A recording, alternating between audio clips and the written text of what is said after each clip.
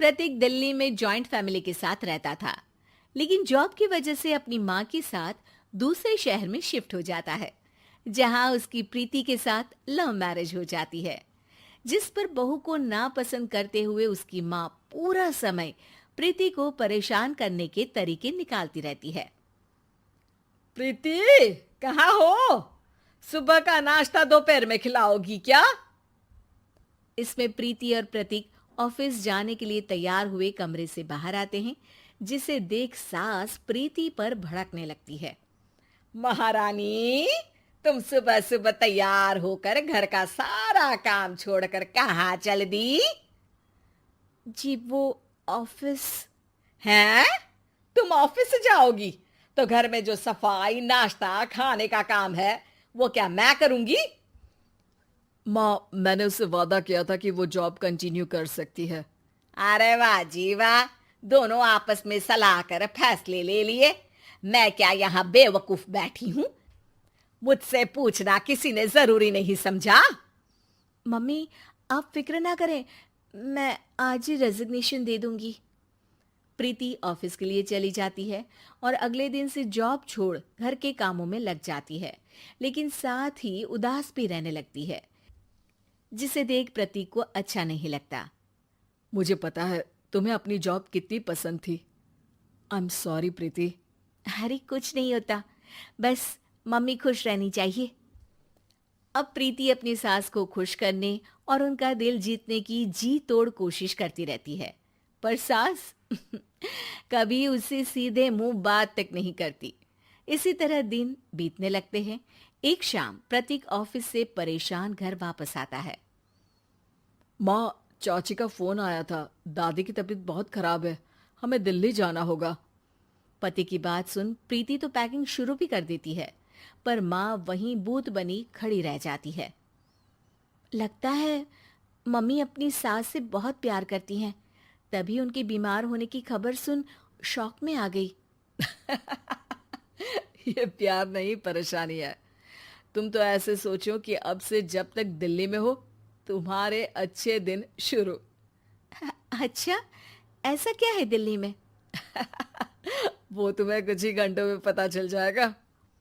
सास के रिएक्शन और पति की बात से कंफ्यूज्ड प्रीति दोबारा पैकिंग में लग जाती है, जिसके बाद कुछ घंटों का सफर तय कर तीनों दिल्ली पहुंच जाते हैं, जहां घर के अंदर पहुंचते ही लोगों की भीड़ देख प्रीति परेशान हो जाती है।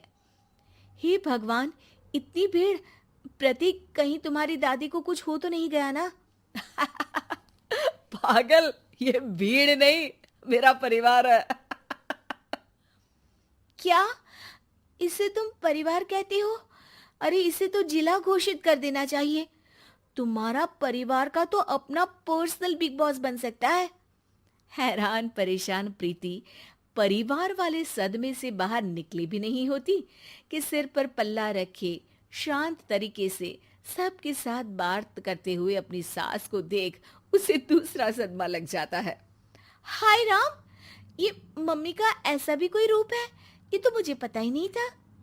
ये तुम्हारी सास का ससुराल है। तभी प्रतीक की बहन बोल पड़ती है। यहाँ आपको ऐसी ऐसी चीजें देखने मिलेंगी जो सपने में भी सोची नहीं होंगी। हाँ, ये कुछ दिन तो बहुत इंटरेस्टिंग लग रहे हैं। सब एक साथ दादी के कमरे में जाते हैं, जहाँ पहुंचते ही उसे दादी की आवाज सुनाई देती है। क्यों रे, सास से मिलने की फुर्सत मिल गई? दूसरे शहर जाकर छूट क्या मिली? तुम तो भटकता पंछी बन गई। इतने समय में ये तक नहीं पूछा कि जिंदा भी हूं या मर गई। प्रीति की सास अपनी सास के पैर छूती है। अरे कैसी बात कर रही है मम्मी, आपको तो मेरी उम्र भी लग जाए। अरे बस कर, ये झूठी उम्र देने वाली बातों का दिखावा ना कर। तेरा बस चले ना तो जो मेरी बची कुची जिंदगी है वो भी अभी खत्म कर दे। अरे बहू कहाँ है? इस पर सास प्रीति को दादी से मिलवाती है। दादी प्रीति को बहुत प्यार देती है। क्यों बहू, तेरी ये सास परेशान तो नहीं करती ना? अगर करती है तो अभी बता दे, मैं इसकी क्लास लगा दूंगी। अरे कैसी बात कर रही है माँ जी, भला मैं क्यों किसी को परेशान करूंगी। प्रीति अपनी सास का ये रूप एंजॉय कर ही रही होती है कि तभी चाची वहां आकर प्रीति को अपने साथ ले जाती है। सास की क्लास लगते देख जो खुशी मिल रही थी वो तुम्हारे चेहरे से साफ पता चल रही थी, इसीलिए ले आई, क्योंकि अगर उन्हें पता चल जाता तो तुम्हारी खैर नहीं थी। थैंक यू चाची जी। चाची और प्रीति घर में झूले पर बैठी बात कर ही रही होती है कि उसकी सास भी वहां आ जाती है। मतलब यहाँ सारा काम मैं करूं और तुम बैठी हंसी ठिठोली करो? अरे चलो जाओ खाना बनाओ। सास प्रीति को डांट कर काम करने भेज देती है, जिसे दादी देख लेती है और एक बार फिर सासू माँ की क्लास लग जाती है, जिसे पूरा परिवार मजे से खड़ा होकर देखने लगता है। क्यों रे, मैंने तुझे काम बोला और तू उस बच्ची को परेशान कर रही है? सास की कोई इज्जत रह गई है इस घर में या नहीं? यहाँ खुद की सास होते हुए भी ज्यादा बड़ी बन रही है। अब नहीं मम्मी जी, मैं तो बस थोड़ी मदद के लिए बोल रही थी। सास रसोई में जाकर काम करने लगती है और दादी प्रीति को लेकर वहां से चली जाती हैं। इसी तरह एक हफ्ता बीत जाता है, जिसमें दादी अपनी बहू को डर, इज्जत और प्यार का फर्क समझाती रहती है और प्रीति उसका मजा लेती है। वापस जाते हुए दादी प्रीति और उसकी सास दोनों को अपने पास बुलाती है। मेरी बहू जिद्दी और अड़ियल है, इसलिए उससे हमेशा सही काम करवाने के लिए मुझे सख्ती करनी पड़ती है। लेकिन तुम्हारी बहू अच्छी है, तेरी खुशी के लिए वो अपनी जॉब और सपने भी छोड़कर घर में बैठी है। अपनी बहू के साथ प्यार से रहो। और प्रीति, अगर अभी भी तुम्हारी सास परेशान करे ना, तो फिर तुम्हें पता चल ही गया है कि शिकायत कहाँ करनी है। जी, अपनी सास की ससुराल में उनकी सासू माँ के पास। सास का श्राद्ध।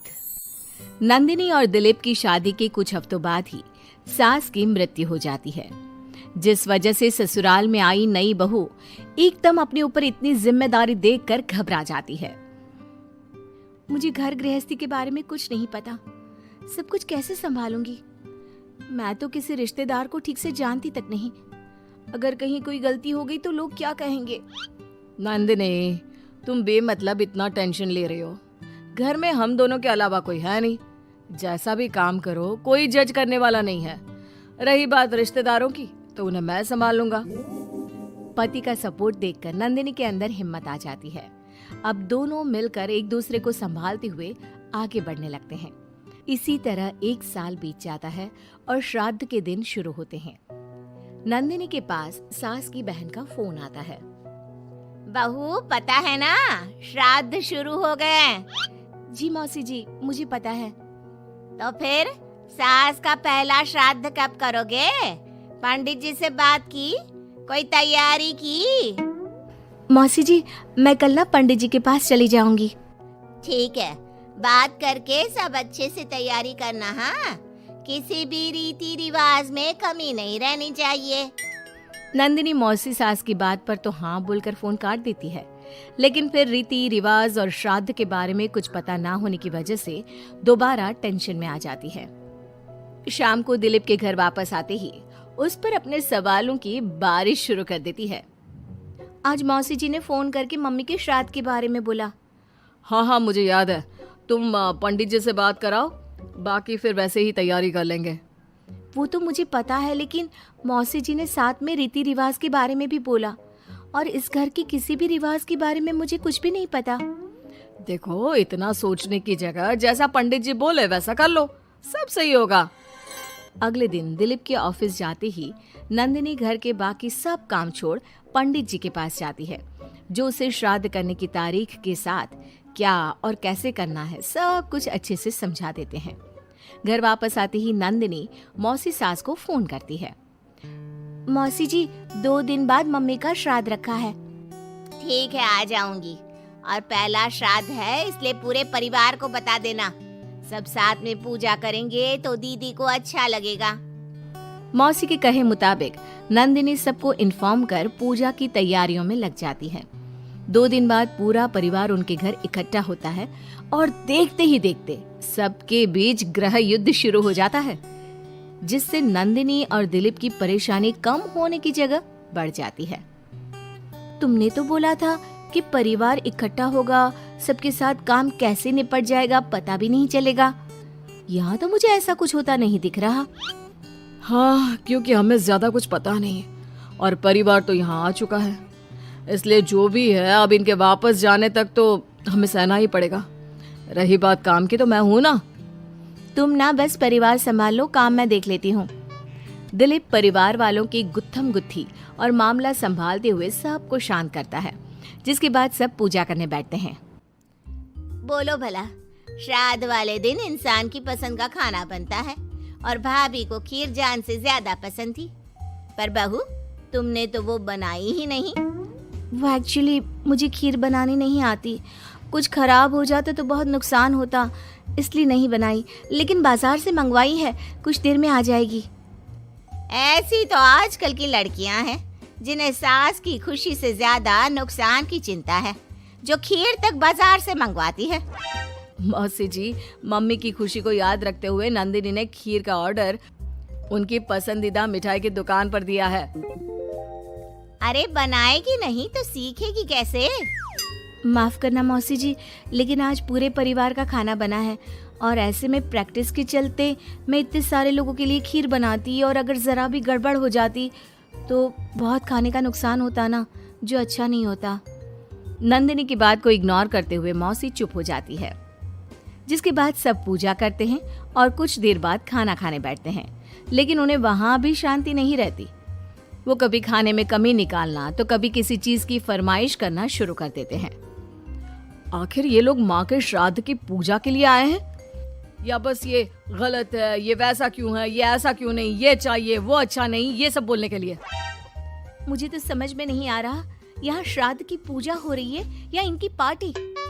जिस हिसाब से कमियां निकाल कर भी उंगलियां चाट चाट कर खा रहे हैं ना, इनकी तो पार्टी ही लग रही है। बस भगवान करे अब और कोई ड्रामा ना हो। दोनों पति पत्नी इसी उम्मीद के साथ मेहमानों को खाना परोसते रहते हैं। कुछ देर बाद ही मौसी सास का चिल्लाना शुरू हो जाता है। हे भगवान, सब इधर आओ, ये देखो, दीदी की तस्वीर के आगे रखी पूजा की पूड़ी पर चींटियां घूम रही है। बहू, तूने दीदी की मनपसंद खीर पूजा में नहीं रखी ना, इसीलिए नाराज हो गई हमारी दीदी। मौसी, आप सबके मन में इस तरह के अंधविश्वास मत भरो। अरे उन्होंने कुछ गलत नहीं बोला। पहले तेरी पत्नी ने घर आते ही हमारी भाभी को ऊपर पहुंचा दिया और अब उनकी आत्मा को भी शांति से नहीं रहने दे रही।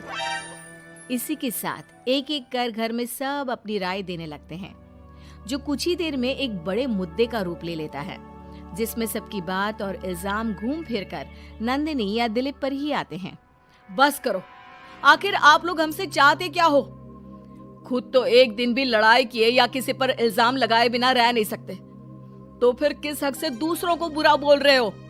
वो बेचारी जिस दिन से इस घर में आई है सबको खुश करने की कोशिश करती रहती है, लेकिन आप सब उसे टारगेट करने के अलावा कुछ नहीं करते। मौसी जी, आप इतने विश्वास के साथ कैसे कह सकती हैं कि मम्मी नंदिनी से ही गुस्सा है, क्योंकि अभी आप लोगों की हरकतें भी कोई प्यार करने के लायक नहीं है। दिलीप को पहली बार इतने गुस्से में और चिल्लाते देख मौसी के साथ पूरा परिवार चुप हो जाता है। आप लोगों को मुझे जो बोलना है बोलिए, फर्क नहीं पड़ता, लेकिन प्लीज मम्मी के लिए मेरे या दिलीप के प्यार पर उंगली मत उठाइए। माफ करना पर यकीन नहीं होता, एक ही परिवार में लोगों के बीच इतनी कड़वाहट कैसे हो सकती है? सब एक दूसरे को नीचा दिखाने का मौका ढूंढते रहते हैं, सबको दूसरों में कमियां निकालनी है। क्यों? रही बात चींटियों की, तो बस वो तो पूड़ी पर रखी चीनी ले जा रही हैं। आखिर उन्हें भी तो अपने खाने का इंतजाम करना है। नंदिनी और दिलीप की बातें सुन परिवार में सन्नाटा छा जाता है। सबको अपनी गलती का एहसास होता है, लेकिन गलती ना मानने का गुरूर उन्हें आगे कुछ भी बोलने से रोकता है, जिसके चलते धीरे धीरे सब चुपचाप उठकर अपने घर जाने लगते हैं। अरे सारे कहाँ उठकर चल दिए? बेशर्मो, अब भी तुम्हारे अंदर इतनी शर्म नहीं आई कि एक सॉरी बोल दो? हमने बहू को न जाने कितना परेशान किया, फिर भी उसने पलट कर किसी को कुछ नहीं बोला। नंदिनी, हमें माफ करना। इस साल तो हमारी वजह से सब खराब हो गया, पर वादा करती हूँ अगले साल सब इस परिवार का नया रूप देखेंगे। फिर मैं भी वादा करती हूँ कि अगले साल सबको अपने हाथ की बनाई बढ़िया खीर खिलाऊंगी।